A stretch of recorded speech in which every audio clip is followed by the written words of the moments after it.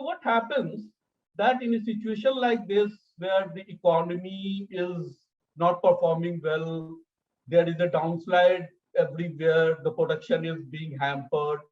It's a very, it's a famous saying that necessity is the mother of invention. So when you require something, you start hunting for it and you get it.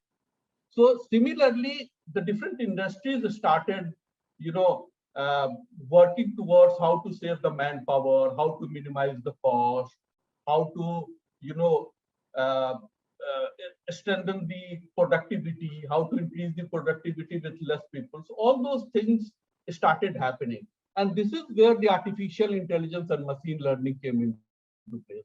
So the term itself is very, trendy nowadays, and everybody in the intellectual circle talks of this artificial intelligence and machine learning. But I'm sure many of us do not understand exactly how it is, I mean, implemented in the media industry and what is its use in media industry. So since I was part of the whole artificial intelligence and machine learning process at MSN, where the automation of the website was done, this topic is slightly dear to me, and I would like to, speak slightly in detail about this topic, that how it happens and uh, how media industry uses this technique to upscale itself, save its manpower, and reduce money. So what happens in the media, that artificial intelligence is generally used for automation of the website. So, and it is more when a curation model is followed. This automation can happen more when the curation model is followed for updating the site. Now, what is this curation model? You all know that in the curation model, what happens, that does not generate any content. The website does not generate any content, but they partner with already, I mean, established media partners from the field, and they take content from them. So if you take the example of MSN, I'm little comfortable in citing MSN because I work there. So you will see that they have around 3,000 partners from across the globe, and that includes who's who of all the media industry.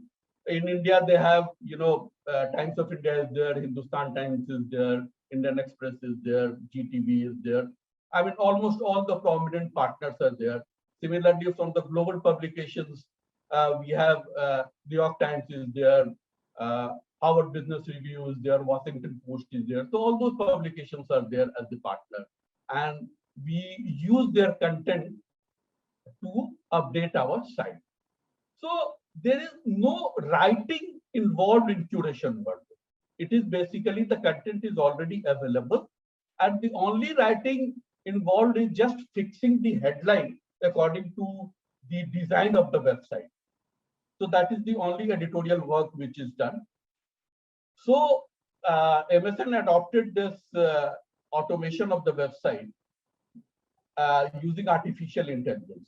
So what happens, that machine or any software does not do anything on its own. The input has to come from the human beings, and whatever we feed, the machine gives result according to the input that we have given. So suppose we wanted to automate the site, the MSN wanted to automate the site, then there were a lot of editorial work which were required to do before the actual implementation of the automation. So those uh, editorial work were like, say for example, we had to give from our market, that is MSN represented 53 countries. So we say market, India market and UK market and US market. So we had to give the three websites, name of the three websites which you can rely on for the lineup. When I say lineup, what I mean is the lead story, the first lead story, the second and the third. Similarly, we had to give them the the name of the partners that we would like to use for a particular type of story. When I say particular type of a story, what I mean by it is that for sports you won't be using a partner like Financial Express. You'd be using something from a sports partner who is good in providing content from a sport. Similarly, for business, you won't be using from G News. You'd be using from Economic Times. You'd be using from Financial Express. So those type of feedback we had to give, those type of list we had to prepare. Then we had to prepare that what type of content we don't want. See, Microsoft is very much, concerned about not showing anything related to, the gory incident of violence or anything related to stabbing or blood coming out from body or a pistol is shown in the story or a knife is shown in the story. So these types of things they don't want to show to their readers. So how will the machine, discover that these are the things not to be shown? So we give certain words, a list of words like murder, like sex, like intercourse, like knife, pistol. So these are the words that we give, that we don't want these words in uh, as the photograph or prominently in the headline.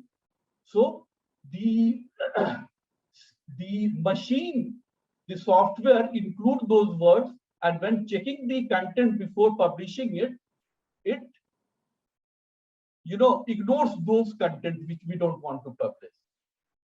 So how this whole algorithm works is that the machine, the software goes to all these prominent sites which we have named and sees that what are the stories that are running as the first lead, as the second lead, and third lead.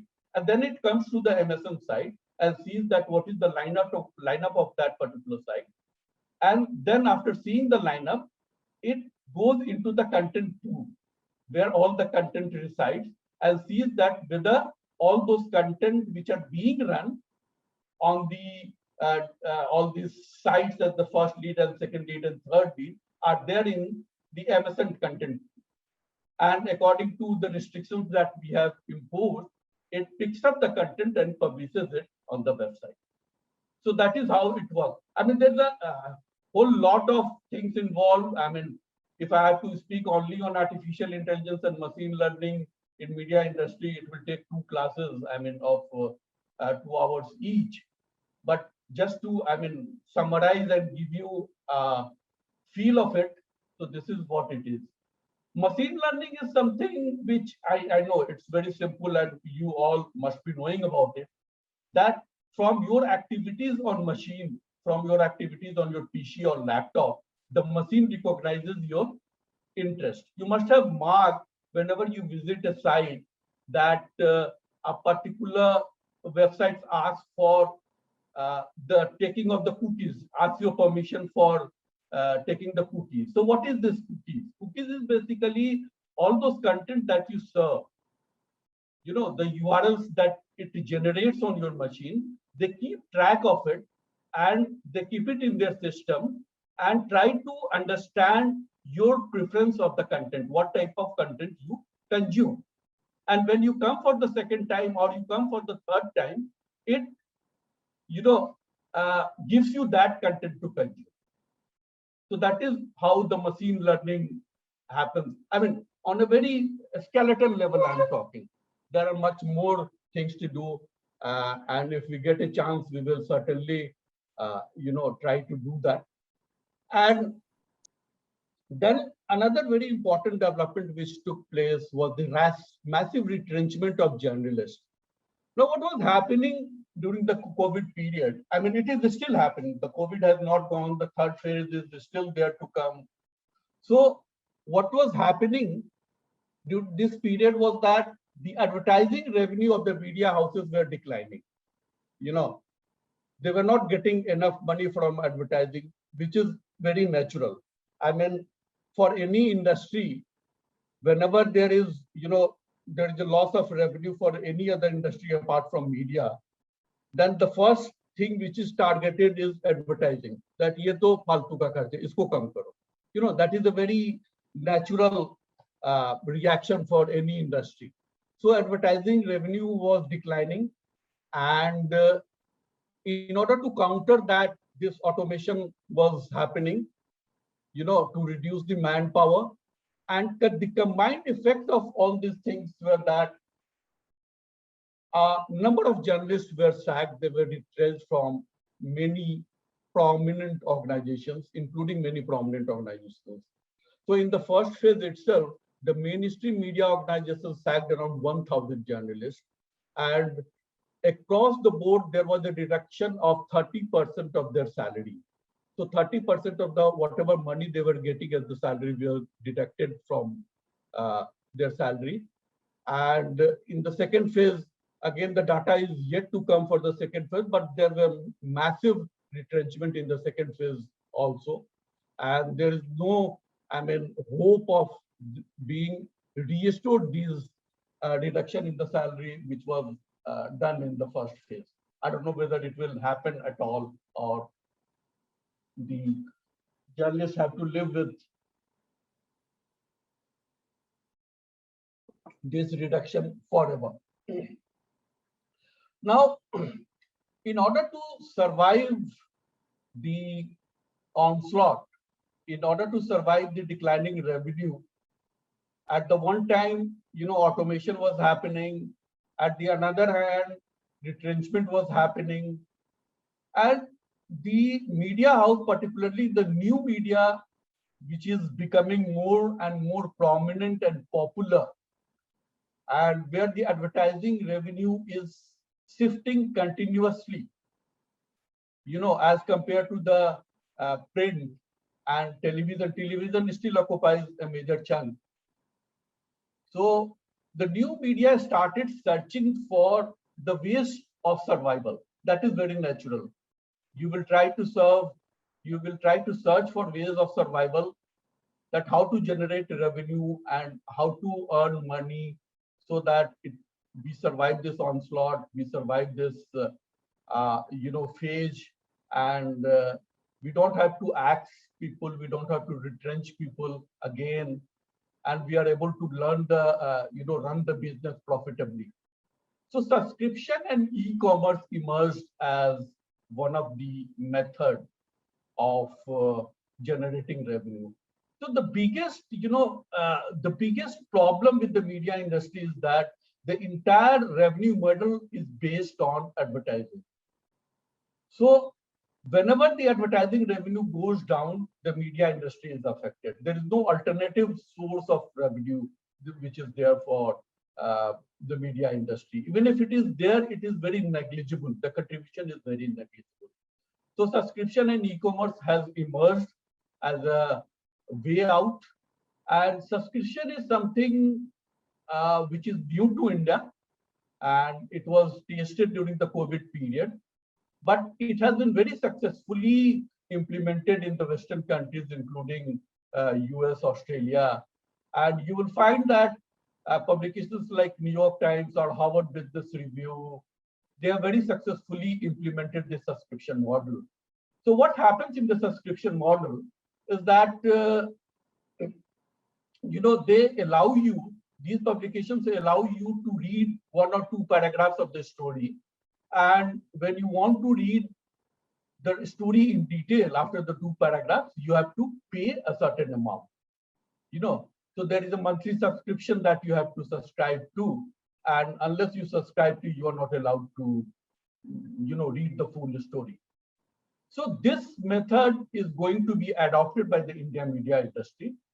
And they have already started work in that direction. And that is why when you visit Times of India, Economic Times, NDTV, and other news websites, you will find that Times of India, promoting that we will be providing you advertisement-free content in 950 rupees a year. Such types of things they have started promoting. So it is basically a step towards that only, subscription model. You must have also seen, that the various websites are asking for registration before accessing the content. That you have to give your, email ID to read the content from that website. I'm talking about the Indian websites.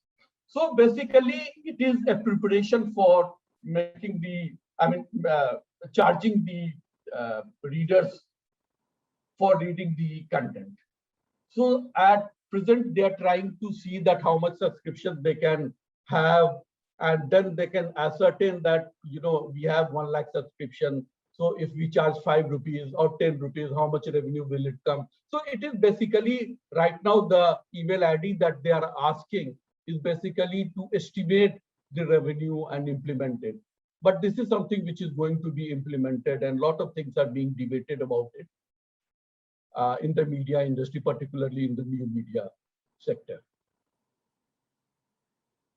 Yet another paradigm shift I would call in the entertainment industry of the new media was the shift from the conventional to the OTT platform. That was a very big shift which happened in the media industry, particularly in the entertainment sector. Now, what was this shift? So OTT platform was something, I mean, everybody knows that over the top platform, what it is. I mean, we all see on Netflix and Amazon, the various serials, the various movies that come. So it was something which was not unknown to the Indian audience. So it's not that the OTT platform emerged during the COVID period. No, to say that is wrong.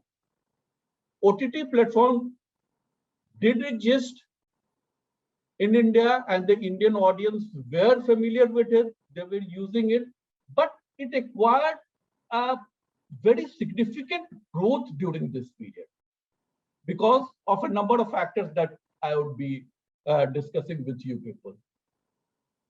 So a number of factors contributed to that, as compared to, you know, 6 original titles, approximately 30 original titles were released by Netflix and Amazon in 2020. And Hotstar, G5, Sony Live, MX Player also released many local titles related to the entertainment field. So this is an astonishing figure. There is a report by the Boston Consulting Group and Confederation of Indian Industry, which says that the subscription video on demand registered a 60% growth in the year 2020. So as compared to 2019, 60% of the videos were more consumed in 2020. The latest PwC report places it, the PwC is a very authentic new media, analysis body, which says that India is the fastest growing OTT market in the world and is set to become the 6th largest by 2024. So at present, it is the fastest growing and it is likely to become the 6th largest by 2024. So there are 2 significant things that we witnessed from these data. The first is that there is a massive increase in the OTT platforms. There is a massive growth. And the second thing that we are witnessing is that this growth is in the form of the videos. So if you see the shift in the entertainment platform, there is a massive increase in the video consumption. So video consumption is happening at a much more scale in comparison to, you know, the previous year.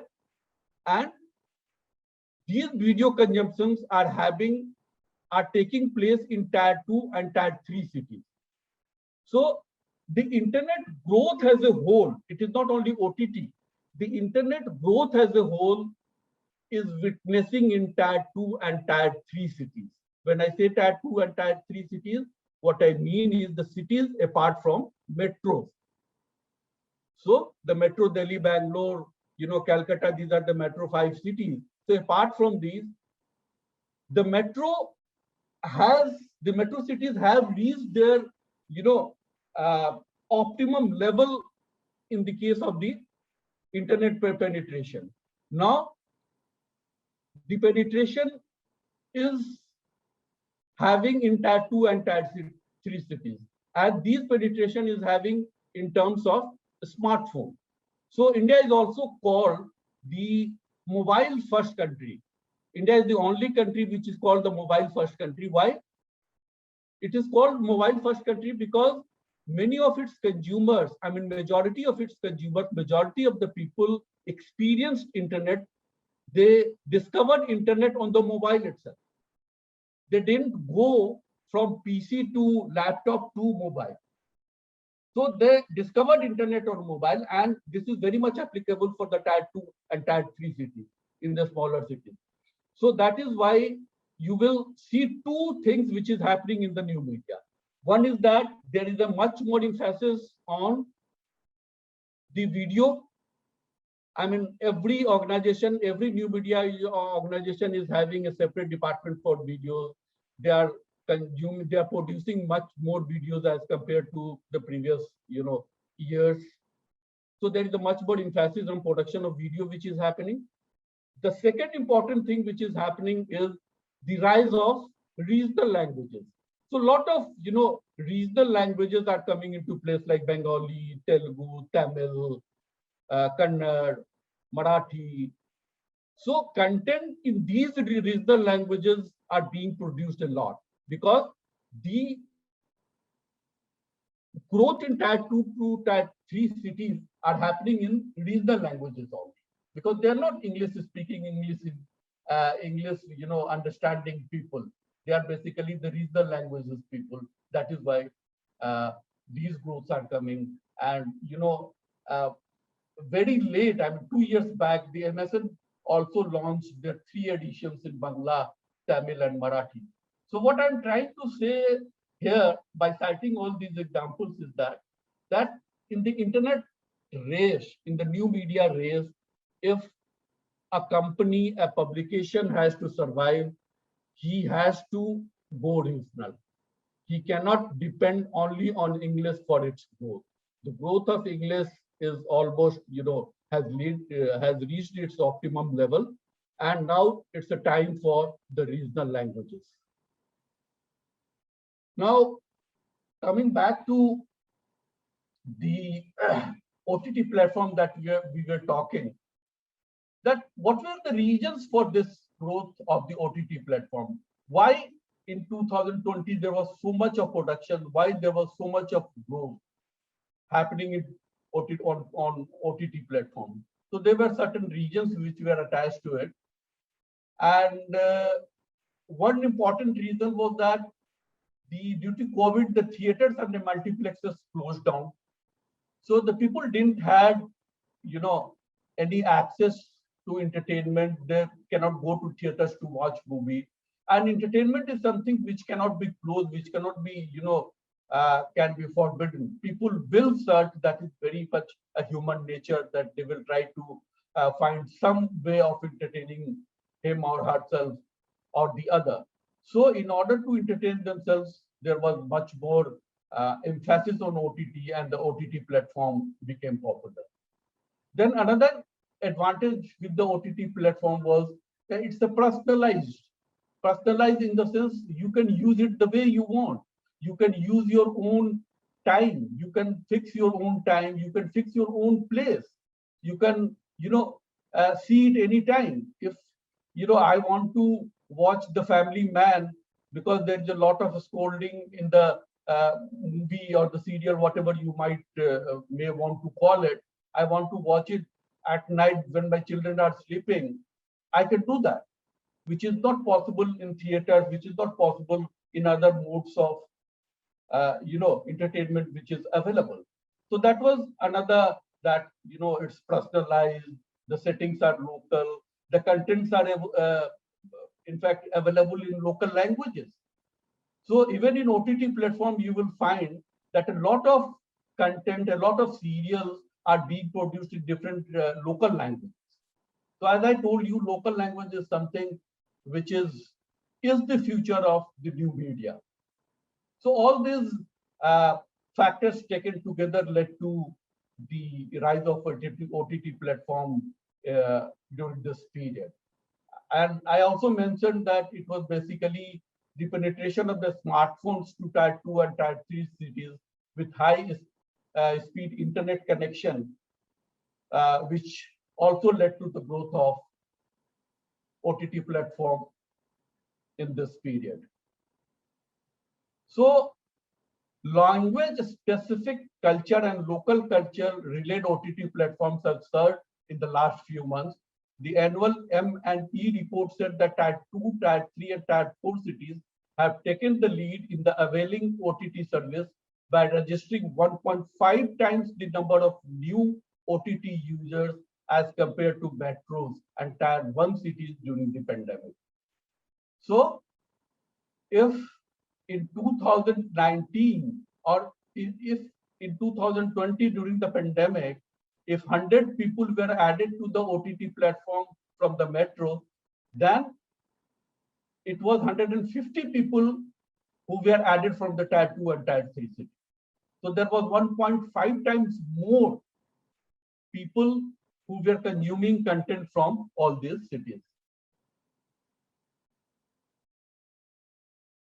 So it was not only, as I told you, it was not only the global media, global partners like, Hotstar, Amazon and others who were producing the local partners like Hotstar India. We are also producing a lot of content on OTT platform, and the video consumption in those platforms was 40% more in 2020. I'm only giving the figure of 2020 because 2021 figure is yet to come. So video consumption was 40% more as compared to 2019. And this consumption was again confined to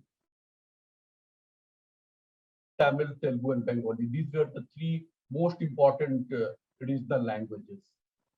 Now, to sum up this whole discussion,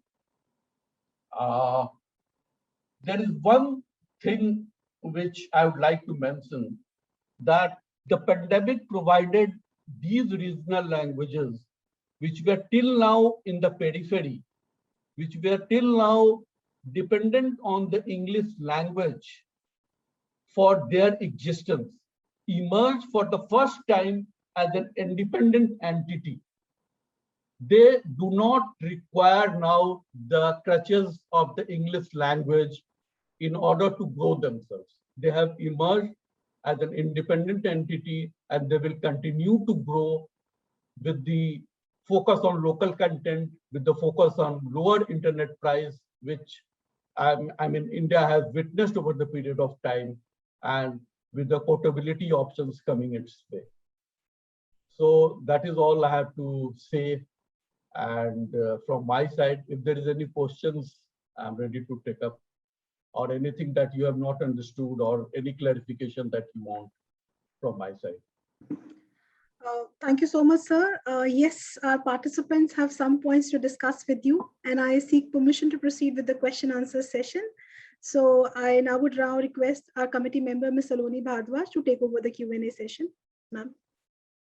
Thank you so much, Mona ma'am. And to you, sir, very interesting session.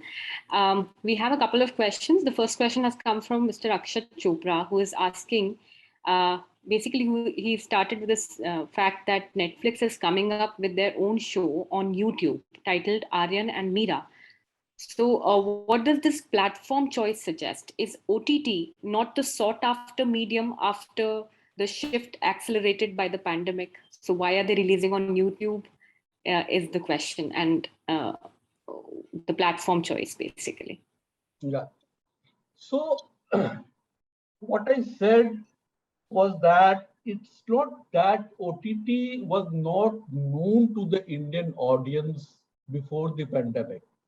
It was very much known to the pandemic, but the growth was accelerated. So whether OTT platform is there on Times of India platform, or it is there on Netflix, or it is there on Hotstar, or it is there on Amazon, or it is there on YouTube. So these are all platforms. So the platforms can be, it can be led, there can be different interests for choosing a platform. The revenue can be a motive, the quality can be a motive, but the platforms will, more and more platforms will also emerge in the future. So platform can be anything. It can be YouTube, it can be Amazon, it can be Hotstar. So there is no, paucity of the platforms, and other platforms are likely to come. I mean, newer platforms we are likely to witness in India market. But the overall growth of the OTT platform, whether it is on Hotstar or whether it is on Amazon or whether it is on YouTube, is going to witness further. So next question is from Dr. Praveen K. Singh. He wants you to focus on the artificial intelligence getting into newsrooms. He's asking how the automation of newsrooms are affecting job scenario of journalists and newspersons. And do you think automation can replace human intervention? Yeah, that's a very good question. That is the worry which, in fact, every time, the technology comes into play, that is the worry that every employee has. I remember when I was in schools, when the computer was entering the Indian market, that was the worry for every employee, that whether we will be replaced by computer and computer will be doing that thing. So that is there, that is a very natural phenomena. But as far as the media industry is concerned, I said at the time when I was, when I was talking about the artificial intelligence and machine learning in the media industry, that we still need qualified journalists to feed the system, to feed the software for the automation. Okay, so I mean, machine on its own doesn't do anything. Machine will only deliver results what you feed them to deliver results. So that feeding is obviously required by the professional. In case of the media, certainly a journalist can only feed, a doctor cannot feed about the, journalism or how to choose a story and which, partner or which publication is a better choice for sports and which publication is a better choice for news. So that part is there, that human intervention will always be there. But as far as the losing of job is concerned, that is something which also cannot be denied. That has happened. In case of MSN also, it has happened. I mean, after they implemented, they reduced the staff. They have in fact, 2:98 ratio, where 98% of their staff is vendor resource. They don't keep their staff on their payroll. They keep it through some third party. So the third party resource were reduced by 50% after the automation. Now, MSN was able to do the automation because they were having a curation model where they had a ready-made content in which the editing was not required. But suppose if Times of India want to do automation, it's not possible. To an extent, it is possible, but not it is fully possible because there are certain editing which are required. So that can only be done by an expert hand, by a professional. So to deny that it will not affect the job is also not right. I mean, it has already affected the job. But to say that it will be totally replaced by machine and human beings will be, rendered useless is also not correct. So there is going to be something, a midway path between the both, and maybe like computer, it optimizes the results, it optimizes the resources, because it does optimizes. In case of MSN, what I saw, the different partners that we had around 3,000 partners. And prior to automation, we were only using 11% of the total content that we had. But when the automation came, we started using 92% of the total content. So there was so much of difference from 11 to 92. So there was optimum utilization of the content available. That was a positive thing. But at the same time, there was retrenchment. There was cutting of job because you don't require so much people when the things are automated. Okay. So, Mr. Shubhrajit Ganguly wants to know your take on the censorship on the OTT platforms. Your take on the censorship.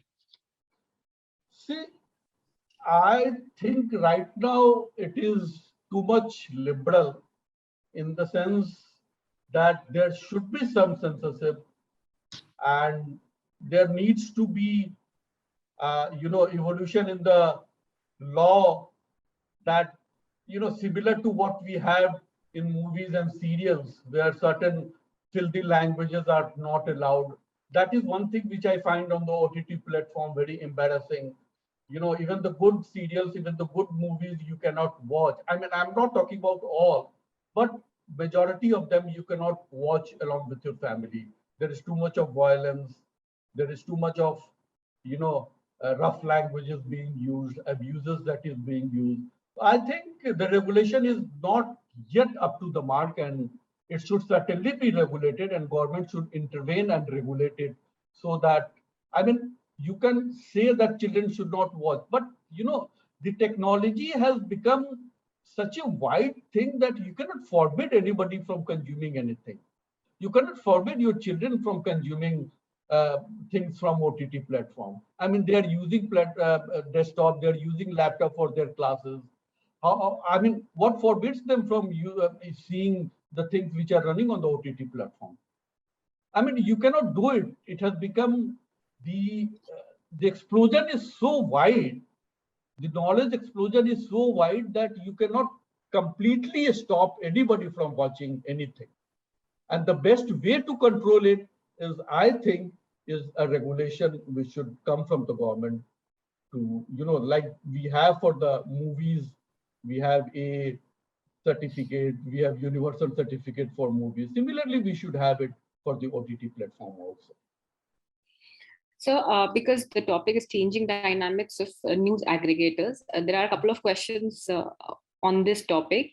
So, the first question is from Mr. Shambhu Sahu. He's saying, what role news aggregators will play in future? He's asking basically about the future of news aggregators as far as journalism is concerned, and what kind of threat they pose to legacy journalism institutions. Yeah.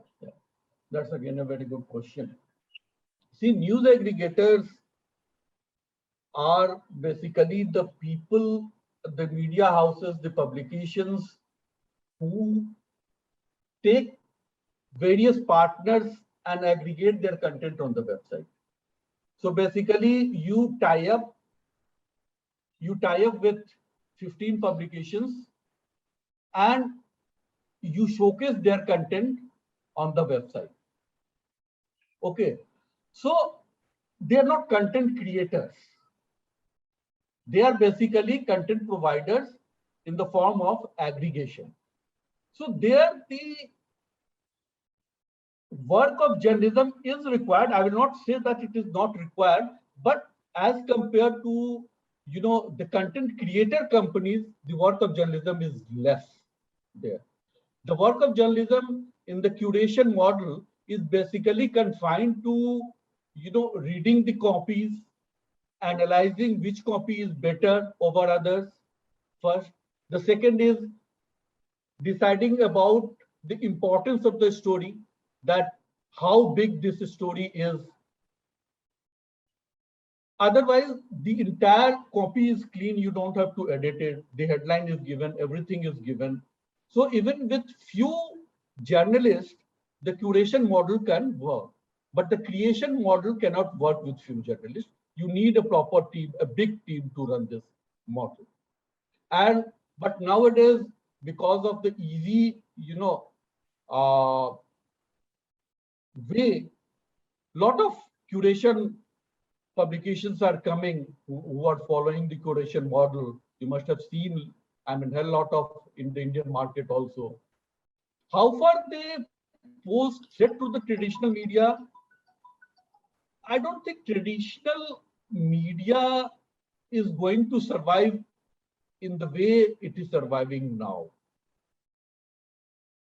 It is already on the decline. I'm not talking about television, but I'm talking about the print media as the traditional media. And I know for certain that the circulation of every newspaper has declined in the last 5 to 7 years.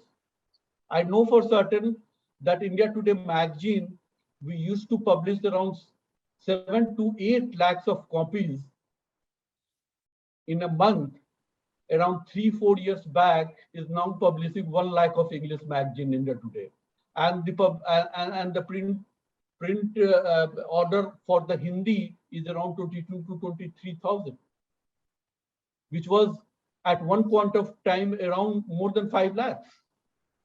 So what I want to say here is that there is a drastic decline in the circulation. Times of India is the only publication which is overall, growing, because it has started its penetration in tier 2, tier 3 cities and smaller cities where their presence is not there. But as a whole, the traditional media is declining and will further decline as far as the print media is concerned. But one of the greatest challenge which is coming to the new media is still the authenticity. How authentic those information are. Because during the pandemic also, you must have seen, lot of information. There's an information explosion on the WhatsApp, on the mail, on the websites, and you're not able to decide that, which content to believe, which particular content or which particular story to rely on. So that is the biggest challenge which this medium is facing, how to rely on a particular content. Authenticity is the biggest challenge, and there the brand comes into play. So it is basically the print brand which is being relied upon. So when you see information as a professional, you see that where from this information is coming. If the information is coming from an authentic brand like Times of India, Indian Express, Hindustan Times, you say that, the information is right. So both can coexist with a certain decline in the print media. Okay. So, because we are on the topic of news aggregators, I was a little curious to know about the subscription. You were asking what you're telling us about subscription, that you have to pay after reading 2 paragraphs. So, how does news aggregator? How do they pay each of these news sources of theirs, because these are their news sources, separately, and can a platform refuse their subscription to a news aggregator if you are a news aggregator and they don't, because of the competition, they don't want to sell it to you? Yeah, that's again a very good question. So what happens as a news aggregator, you take content from from partners.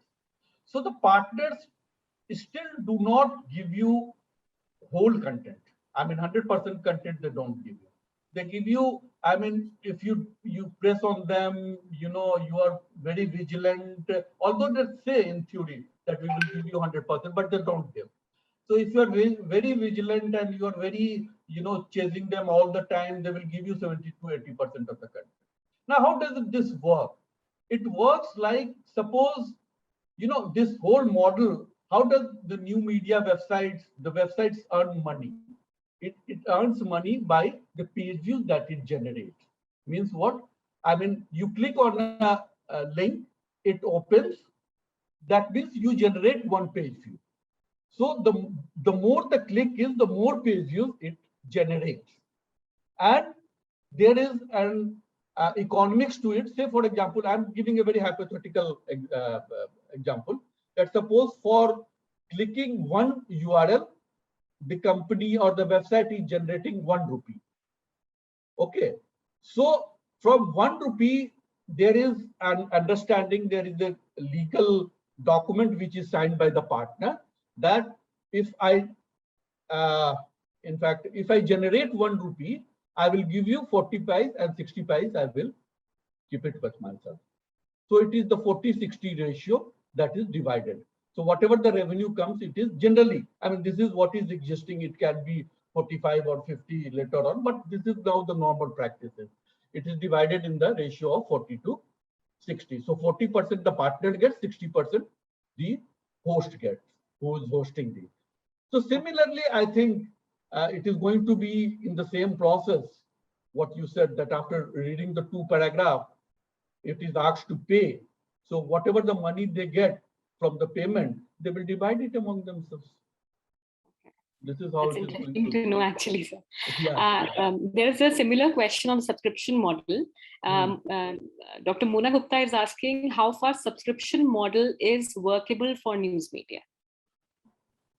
I mean, this is what I said during my lecture also, that news media has already very successfully implemented the subscription model in US and a number of other European countries. I cited the example of New York Times, I cited the example of Harvard Business Review, Washington Post. So these are the publications which have already implemented the subscription model very successfully. In fact, NYT is earning their website subscription, the money coming from the website subscription is much more than the money generated from the print sellout of the newspaper, New York Times.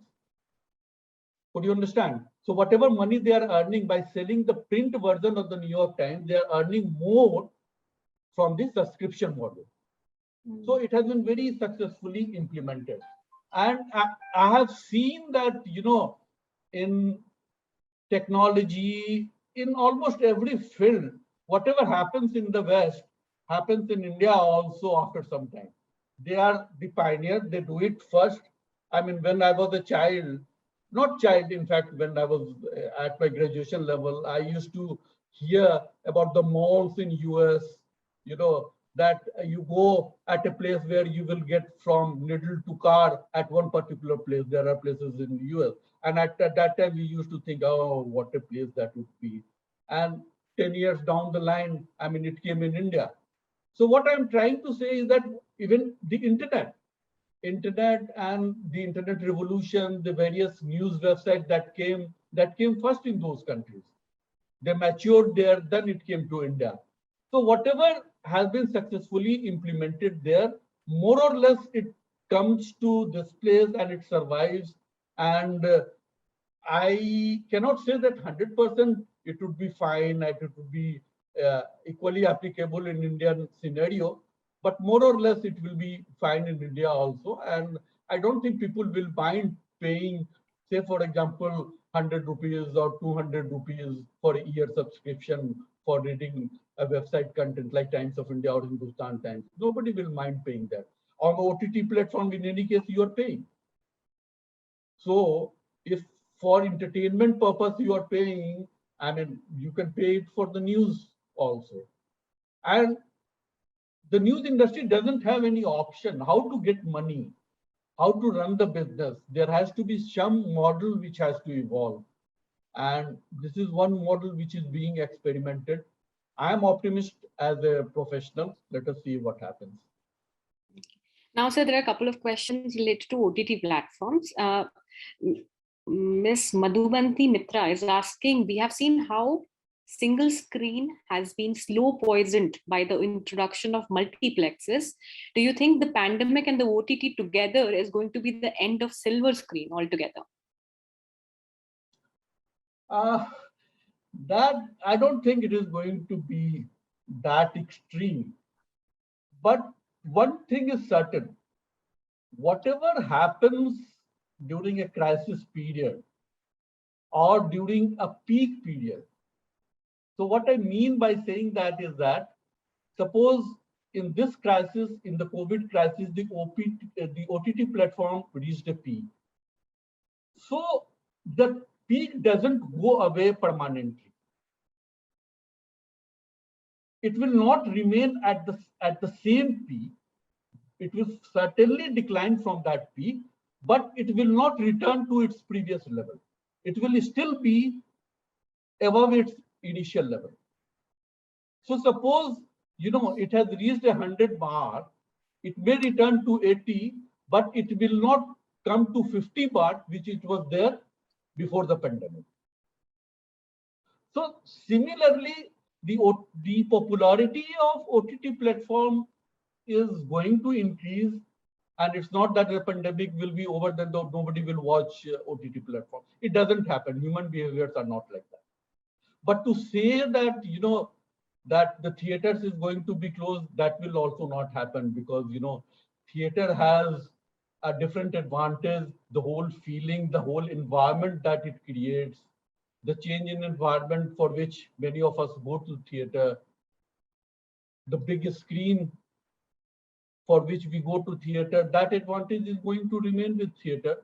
But this will certainly grow, because I have seen in my personal capacity that while covering an important event, like say, for example, the Lok Sabha elections or union budget or major, event like COVID. So if you are covering those events, those are just 1 day or 2 day event. Say for budget is a 1 day event. Lok Sabha election is a 2 day, Lok Sabha results is a 2 day event or a 1 day event. You can say it 1 day event. But if you are able to, attract the audience, if you are able to draw, a significant amount of people to your website, then some of the people are going to remain on your website, even if the Lok Sabha elections are over, even if the results are over. They are going to remain, and they are going to become a permanent, consumer of your website. So it happens. So that this will certainly happen with the OTT platform also. Okay. So our next participant, Tamineni Shyamswarup, is asking, because you've already commented on the censorship, sir, of the OTT platforms. This participant wants you to comment specifically on the controversy related to Mirzapur and how the regulation of OTT platform is going to change or evolve. So that's the question. Yeah. So as I said, there needs to be a regulation. It's not only Mirzapur. Mirzapur was certainly a very violent serial, and it should not be watched by, the children. But even apart from Mirzapur, I mean, few days back I was watching. I didn't get a chance to watch it when it came. The Family Man. I mean, I was watching with my daughter in the hope that, the title itself indicates it's a very, it can be watched by everybody.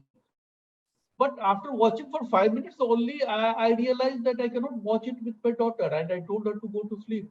Let me watch it alone. So there were a lot of, filthy language which was used. There was a lot of, gali which was used very often in every dialogue. And the theme is Family Man. Their kids, there are, wife, husband, and all, but the language is very filthy. So I certainly feel there is no doubt in my mind that there should be a regulation to govern that, or there should be a disclaimer at least prominently, like you display in a movie that it's adults, so only an adult can watch. Similarly, you display it prominently, not, in the small letters you write somewhere that it's violent, not like that. You prominently displayed so that it is seen by the people at the very outset, and then they can take adequate precautions. So some type of regulation is certainly required. Okay, sir. So now we are just ending this. This is the last question, and it's kind of futuristic because China's Xinhua News Agency unveiled AI, artificial intelligence news presenter. Will we be also seeing AI news presenters in future in our news channels? And if yes, could it be a threat to human news presenters? That's the last question. That's again a very interesting question, and the way things are progressing, we are not surprised that it may happen. But again, I mean, it may be a threat to the news presenter, but the news presenter will undergo a change in its profile, and maybe he would be feeding the robot or the technology to present the news. And That's all. So just one feedback which I wanted from all of you, from my own, I am in a habit of taking such lectures, conducting such classes in various Delhi University colleges and institutes. And I'm doing that since last 18 years on new media. So can you give me some feedback where there was some discrepancy, there was some problem, or how was it? Did you like it? You didn't like it? Or I should be more clear on such things without any hesitation. I mean, an honest feedback. I could not have asked from the students since you people are the faculty members. So I just want to know for my own, self-development. This Sir, is we such do take a feedback. Yeah, we are taking a feedback. Probably we'll share that with you. Whatever Okay. the analysis will be there, we'll share with you personally. Okay. And Thank you. so we must compliment you on this very, very humble approach. I mean, very resource persons are, that open. So I think that's that's something that this is something I should compliment you. That's a very humble, very nice approach. I mean, we all are learning and the learning Yes. never stops. Yeah, so okay, so I would expect that feedback. Okay. Sir, I think all of the questions have been answered. Over to you, Mona ma'am. Thank you, Thank Saloni you. ma'am. Thank you. Thank you, sir. Now I would like to invite our Dean, Professor Dr. Charulata Singh, for her remarks on today's session. Ma'am. Thank you, Mona. First of all, I would like to thank Mr. Sanjay for taking out time for all of us and be present for this session. And I must admit and tell you the feedback right away from my side that it has been a very, very interesting session. And I definitely believe that it has been a great value add to the faculty who are interested in new media and general scenario of the media. And you have, I think, very beautifully taken right from the COVID scenario, from the health journalism to data journalism, machine learning, and AI you have elaborated on, and how the content is being curated, and the role of the collaborators, and how it is affecting the basic journalistic writing practices as a whole. And another aspect which you very elaborately talked about is the OTT platforms, and how from shift from conventional to the OTT platforms has taken place, and what were the basic reasons, mainly more so because of the COVID situations, and thereby also changing the talking about the news when we say, so the subscription models you elaborately talked on, how that space is changing, and how the probably the content has to be more personalized, more value to the audience, to the readers. So these are the various changes which are taking place, and you have put light elaborately on. And also what I personally liked was that the regional languages which you talked on, that how this the regional content is becoming independent. It used to be dependent on the English language. Now that this is independent on their own. And how it is going to survive basically are still the questions, because monetization will still remain the questions when we come to the local localized content. So all those things are there, and of course the video contents, which video contents production as well as the consumption has taken a rise due to the COVID situations, and probably it is going to stay now. So I think it has been a very, very interesting session, and a lot of questions, and very, very with in-depth and efficiently and elaborately taken by you. And we are really thankful to you for being with us, and we would like to call you to our institute once the the pandemic situation improves. So thank you so much, sir. Thank you. Thank you, ma'am. Thank you so much, ma'am. So against the darkness of the COVID-19 storm, we could see there is a flickering light of media, which has been protecting and improving the health and well-being and inspires hope of what is to come. So we all can agree no less that media acted in the positive way in post-COVID scenario, even though we got to see more about massive retrenchment of journalists. But for new media, of course, it was a year of economic reshaping with publishers leading into subscription and e-commerce. I think we really have got a fair idea of the way media has acted in this COVID and post-COVID scenario. So thank you so much, sir, for such an enriching and informative session.